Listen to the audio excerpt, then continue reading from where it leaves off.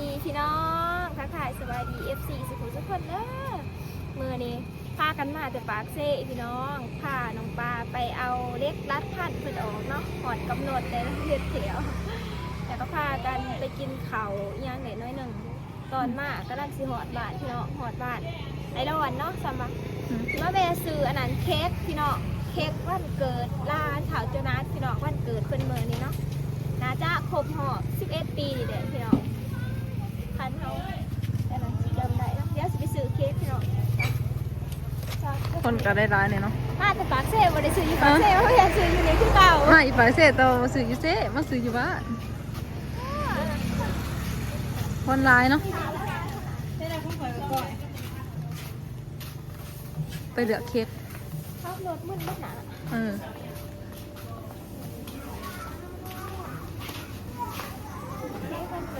อันนี้เอาซูเปอร์แมนน่ะอันนี้อยู่ดุมหันเด้แล้วยังบุดอยู่แล้วยังคนมันร้ายเด้เอาเค้กก่อนหนึ่งไปเป่าวันเกิดร้านนะพี่น้อง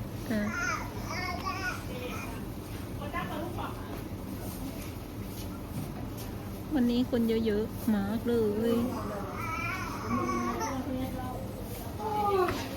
ได้แล้วเค้กโอ้การซุปเปอร์แมนสั่งเล็กหน่อยมากเล็กหน่อยมากซูเปอร์แมนบ้านอ่ะเดี๋ยวเขาค่อยมาซื้อว่าแบบ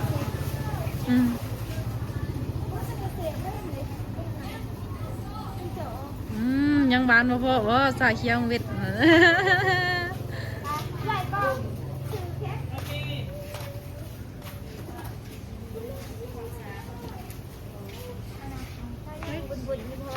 ลูกค้าเราร้ายนะพวกพี่น้องลูกค้าเขาร้ายแล้วเหมือนน่ากระมาตอนลูกค้าร้ายพอดีเพื่อสิหอดบ้านเดทุกทางคำเลยพี่น้องประมาณจะเป็นแบบไรแต่ว่าเบลายรายการซิเปเร่อันนั้นเมน้ำคิงพี่น้องนี่อันนั้น FC ทางยังวะเกาหลีวะเพิ่นพาเงินมาให้เนาะให้น้อยเน่แล้วก็ซาตีพี่น้องแบ่งกันคนละ1,000 2,000แล้วเราถือว่าถือของแต่ก็ซิเปแบ่งใหญ่อันนั้นเมน้ำคิงเลย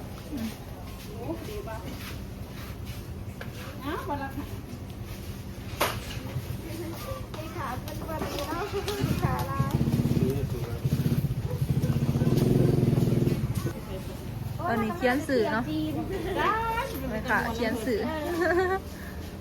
เยอะกับมาเราแก๊กหน่อยมือได้เสียสวนกับโบหัวเลยมาหอดมือนี่แหละตอนเสาร์จะไงกับซุ่มแซวกันเนาะมือได้ซุ่มแซวกันมือได้ซุ่มแซวมันเห็นโบหัวเลยนะไปแล้วก็นั่งเขียนสื่อแล้วก็จะเอาใส่กล่องให้น้องไม่ค่ะถามหาเบาซุกเนาะปกติเขาหาแล้วตลอดเด้เวลากินเซสวนแล้วมาคอยซุ่มแซวเพราะว่าอยู่กับผมเดี๋ยวนี้แยกง่ายกันได้เลยแยกกันเนาะจะไหนก็มาชุบกันที่เก่าก่อนเท่าไรอ่ะก่อนเท่าไรนะ130กับประมาณ200 กว่าบาทนะพี่น้องคอยสั่งเค้กอยู่ไทยให้สั่งให้เขาเฮ็ดให้แพง500 กว่าบาททุก500 กว่าบาทกับ300,000 กว่าเนาะเค้กสั่งน้ำกาแฟแต่เขาขายอาหารกับบ่แพงแฮะซาตีสิเอาเงินมาให้เอื่อยแล้วนะเงินอ้ายแล้วฝากมาให้ปันกันพี่น้อง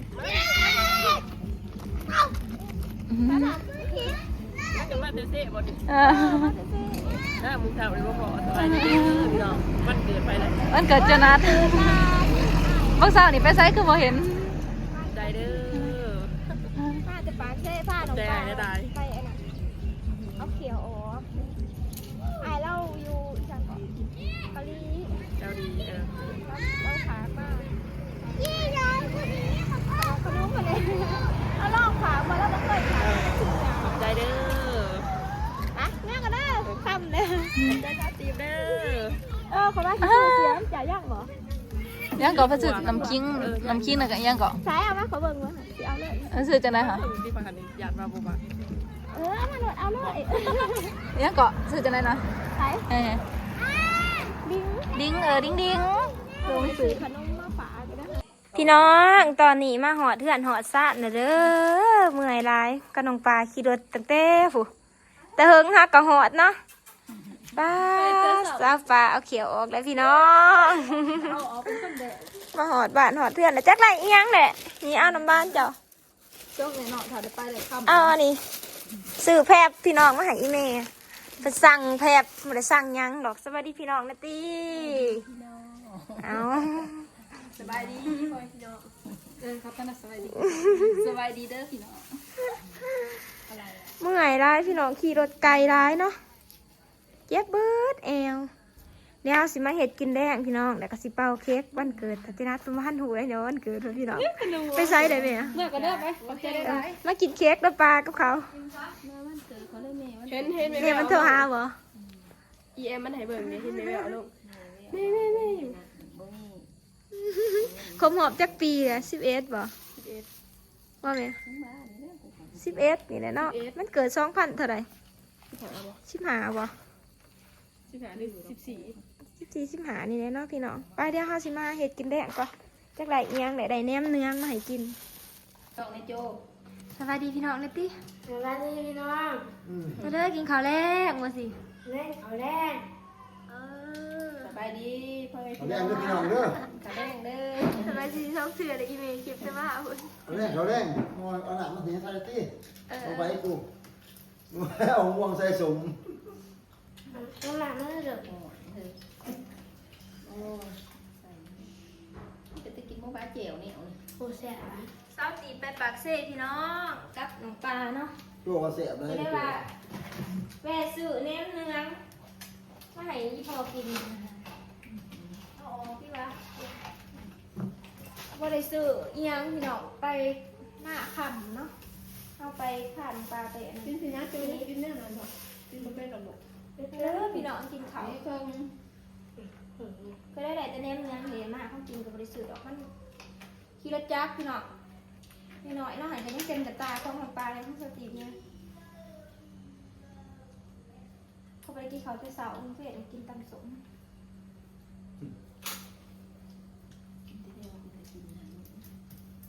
กินเขากับแหนมก่อน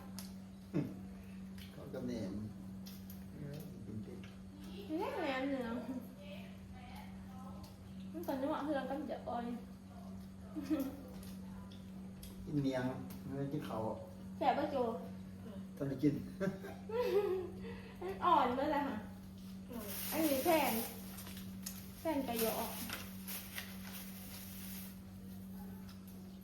เอาไปรับพอบอกตัวเลย เป็นปกติมาเลย นี่ก็เฮ็ดเป็นน่ะ แสบปะล่ะฮะห่อให้เบิ่ง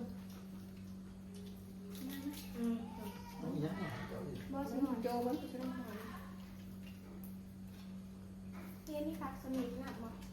ไม่ใช่สี มีกูบริเก็บเอาอยู่นะ ไม่น่าเอามีบ่ นั่นหลักฐาน นี่เสียดให้เบิ่งอันนี้มันมีหมักแตงนี่หมักม่วงแล้วก็ชิ้นกะยังของพักเตี้ย ข้างไปกับบอกบุญสม ก็มาใส่เลยโอ้ยติดขับใหญ่นะนี่เนาะ กูว่ามันหยัง เอาวัด ใส่ จะถ่า ให้เป็น ต้นมาเจอบอกม่วงสมบานเขา ป้าฟักสลัดกับสลัดเหนียว ตลาดขอบไปให้บ่ได้น้องกูไปเลย เข้าไปหน่อย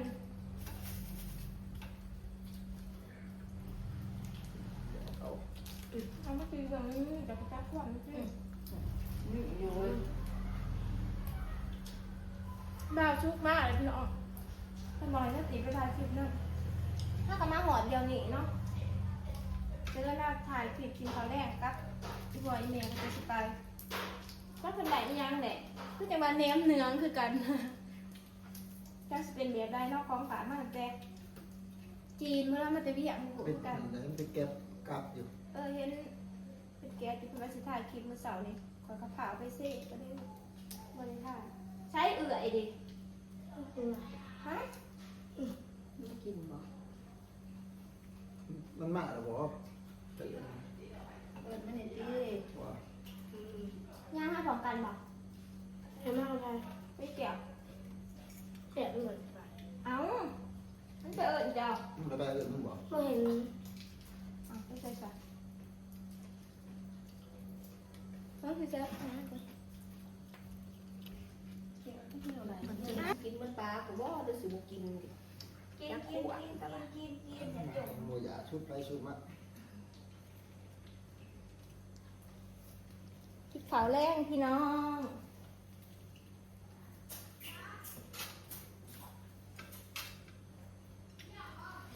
นี่ยังเคยไปปักสุกแต่ว่าไม่มากกว่า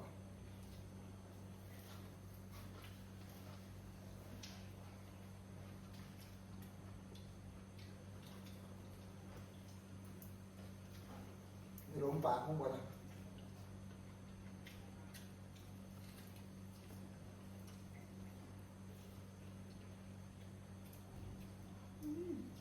กลัวจ้ะ กลัว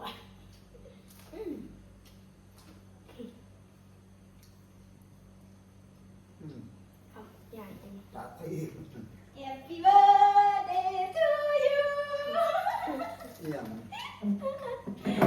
วันเกิดเจ้านัดเมื่อนี่พี่น้องเซอร์ไพรส์เพิ่ แม่ น เขาบอก ผู้ยว่าวันเกิดเจ้าของเม่นว่าจักปีแหละเขาหอบจักปีวะจักกี่บ่ 11 11 ปีแม่นเนาะบ่ แม่ก็2016 2016สิบ่ 2015 ห้องเพลงแก้วห้องเพลงมันแน่ห้องเพลงติเศร้ากันติคำเขาสิเป่าเค้กกัน Happy birthday ก่อนที่จบ ไว้มาหาสิห้องเพลงเป่าเค้กให้เท่าเจ้านัดพี่น้องใหญ่เป็นบ้าเอาเลยยังใส่บ่ได้อยู่ยังขี้ดื้ออยู่ Happy birthday to you ตีสมัครอยู่ดู Happy birthday to you อ้าวยังกินเก่าอยู่พี่น้องอ้าวของเพลงตัวเมื่ออ่ะ 1 2 3 Happy birthday to you ของไอ้น้องสิ Happy birthday to you ห้องที่ตัวเมื่อเกินพี่น้อง ของบ่เป็นเท่าไหร่ สุขสันต์วันเกิดเด้อลูกเขินเป่าดีไว้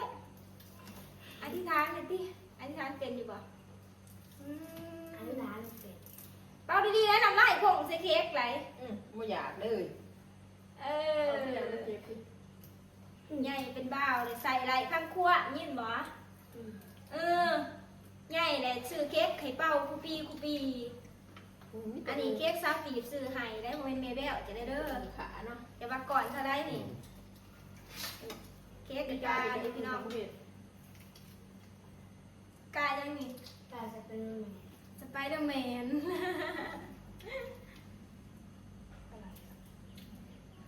วันเกิดแต่จูนัสก็ได้ซื้อเค้กมาให้เพิ่นขอบใจสาวตีบเดตตี้มาจากครูอ่ำให้ ได้ ได้ เด้อ เรียนป .4 ได้พี่น้องป .4 แล้วป .5 ก็สิ ป .4 ตะโกว่าถ้าได้เป็นได้จูนัสเอ้ย เต้นหน่อย มันเป็นประมาณมันเป็น ใจเลยครับแต่เฮ็ด ใจเรา เฮ็ดหน้ากับอีพ่อได้ปีนี้ยินบ่ไทยหน้าอะไทยเป็นหรือบ่ไทยหน้าอะ ให้เป็นแหละ ไทยเป็นเลย จะเป็นเด้อ ซื้อเค้กมาให้เพิ่นเป่าคนเดียวพี่น้องบ่ได้เฮ็ดงานอีหยังหรอกบ่มักเล็กหน่อยมันบุญบ้ายเนาะกินแต่ครอบครัวน้อยๆก็พอเพราะว่าใหญ่แล้วบ่ต้องเฮ็ดดอกปั้นคือเป่าเค้กซื่อๆนี่เนาะ ก็อยากเฮ็ดต้องไปหาเงินเองมาเฮ็ดบัดนี้ยินบ่ ชัดละ จักแหละปีหน้าก็เป็นบ้าเอาเด้เอามีดมาตัดกิน มันยังเหลือมัน มันนั่งอยู่ในที่หันมันนั่งจังเอาเดี๋ยวอันนั้นโทรศัพท์มาสิถ่ายรูปให้แม่แววเบิ่งอันนี้ลานพี่น้องลูกของยายแววเนาะเอื้อยสาวตีนี่ก็เอื้อยเพิ่นเป็นลูกของยายแวว พ่อมีถ่าย สองคนอยู่กับ ถ่ายบ่ได้ อยู่กับอีเมย์พ่อกับสาวตีแต่หน่อยๆเพิ่นแหละแม่เพิ่นก็บ่ค่อยอยู่นำเนาะหาก็ไปหาเงินมื้อนึงนี่แหละ เขาจะไปถ่าย ใหญ่กว่านี้จังไปหาเงินเองอยากบ่ได้ไปบ่ ให้ซื้อ ไปชิวกันไปซื้อบ่มีเงินใช้อีก